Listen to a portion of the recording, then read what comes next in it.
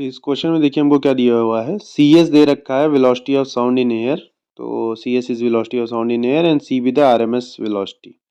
हमसे इनके बीच में रिलेशन पूछ रहा है, तो हमको पता होता है वेलोसिटी ऑफ साउंड इन जो एयर है that is gamma P by rho लिख सकते हैं या gamma R T by M लिख सकते हैं। और this is the velocity of sound in air, और आर एम एस स्पीड जो दे रखी जिसको सी बोला है दैट इज हमको पता है भाई 3 RT/m। अच्छा, इस क्वेश्चन पे चले आएंगे, इस क्वेश्चन को सॉल्व कर लेंगे। इससे पहले मैं आपको एक रिलेशन बता देता हूँ, आपको हमेशा याद रखना है। ठीक है, तो मैं आपको बता देता हूँ भाई वी आर एम एस क्या होता है, जो कि यही दे रखा है अंडर रूट में 3 RT/m। वी एवरेज क्या होता है, वी एवरेज होता है 8 RT/m। और वी मोस्ट प्रोबेबल क्या होता है दैट इज 2 RT/m। अब कभी कभी इन चारों के बीच में एक रिलेशन पूछ लेता है, कौन सबसे बड़ा है कौन सबसे छोटा है और इनके बीच में ऑर्डर क्या होता है।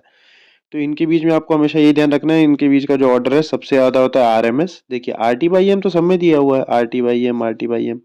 तो उसको छोड़ करके आप देखिए यहाँ पे √3 दे रखा है। इससे कम जो होता है दैट इज वी एवरेज, उससे जो कम होता है that is V M P, और सबसे कम जो होता है that is velocity of sound in air. ये ही रिलेशन हमेशा फॉलो होगा।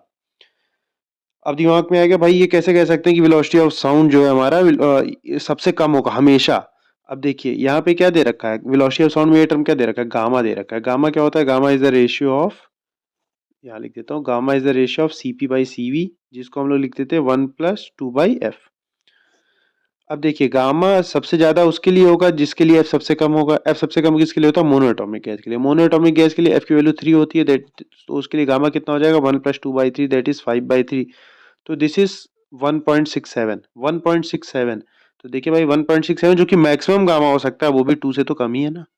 तो वेलोसिटी ऑफ साउंड हमेशा इन तीनों से कम ही होगी, और सबसे ज्यादा कौन होगा, वीआरएमएस होगा। अब इस क्वेश्चन पे आ जाते हैं, छोटा सा सवाल दे रखा है, दोनों इक्वेशन को आप डिवाइड कर दीजिए।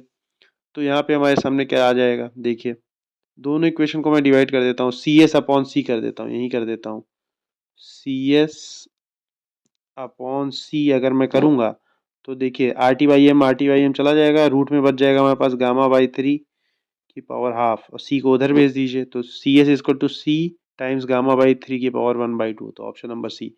तो क्वेश्चन करना ऐसा कोई एम नहीं था हमारा, मैंने आपको ये कॉन्सेप्ट एक बार रिवाइज करा दिए हैं, तो इसको आप ध्यान रखिएगा। So that's all for this video.